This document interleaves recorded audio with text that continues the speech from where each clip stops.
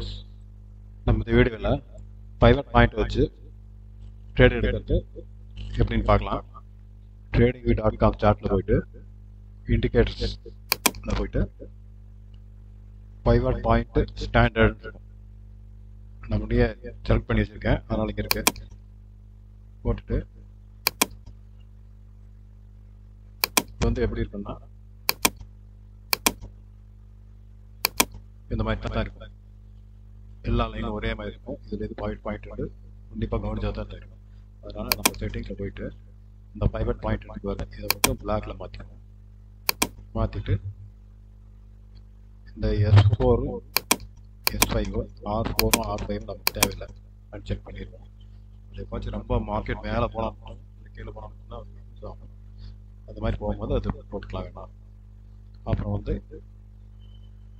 இந்த இடத்துல டைம் இருக்குல்ல, இதில் ட்ரெடிஷ்னல் இருக்கும், ட்ரெடிஷ்னலே வச்சுருங்க. இது பைவட் டைம் ஃப்ரேம் இருக்கும், அதில் ஆட்டோ வச்சுருங்க. இது நிறைய டெய்லி வீக்லி எல்லாம் இருக்கும், அதெல்லாம் நமக்கு தேவையில்லை, ஆட்டோ வச்சுக்கலாம். நம்பர் ஆஃப் பைவட்ஸ் 15 அதே இருக்கும்.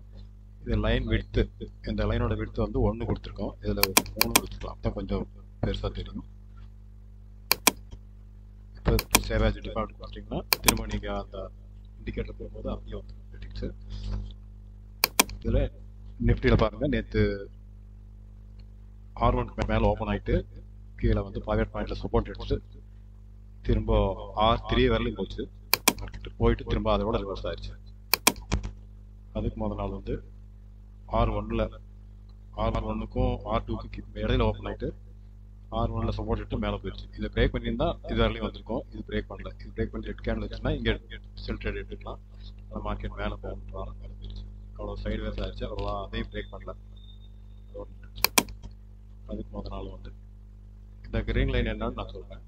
இந்த கிரீன் லைன் என்ன நான் போட்டு வச்சுது, இது என்னன்னா இப்போ 1 மினிட்லேருந்து 15 மினிட்ஸ் வரைக்கும் போடும்போது டெய்லி பைவட் பாயிண்ட் காட்டும். அதே 1 ஹவர்லேருந்து 4 ஹவர் போட்டிங்கன்னா இது வீக்லி பைவட் பாயிண்ட் பாருங்க. அதனால தான்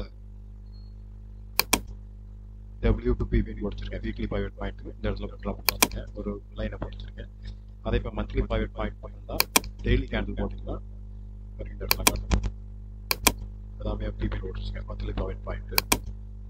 இப்போ நம்ம டெய்லி பார்த்தோம்னா 5 மினிட் எடுத்து பார்த்துக்கலாம். இப்போ வந்து இங்கே இருக்குது weekly pivot point, monthly pivot point. அதே சமயத்தில் பேங்க் நிஃப்டியில் பாருங்கள், மந்த்லி பைவட் பாயிண்ட் இங்கே இருக்குது, பக்கத்துலலாம் ட்ரேட் ஆகிட்டு இருக்குது. இதை பிரேக் ஆச்சுன்னா நல்லா கீழே வரைக்கும் வீக்லி பைவட் பாயிண்ட் வரைக்கும் போகலாம்.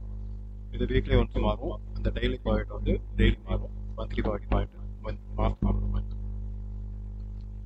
இது வந்து ட்ரேட் எடுத்து ரொம்ப ஈஸியாக இருக்கும் பாருங்க. இந்த லெவல் பிரேக் பண்ணால் இங்கே சப்போர்ட் எடுத்துட்டு திரும்ப கீழே வந்துட்டு ஒவ்வொரு நாளும் இதை வச்சே தான் மூவ் ஆகும். இது ட்ரேட் எடுக்கிறது ஈஸியாக இருக்கும். கேண்டில் ஸ்டிக் பேட்ரு இதெல்லாம் சேர்த்து ப்ராக்டிஸ் பண்ணிட்டு அப்புறமா லைவ் ட்ரேட் பண்ணுங்கள். இந்த வீடியோ லைக் பண்ணுங்கள், கமெண்ட் பண்ணுங்கள், ஷேர் பண்ணுங்கள், சப்ஸ்கிரைப் பண்ணுங்கள். தேங்க்யூ.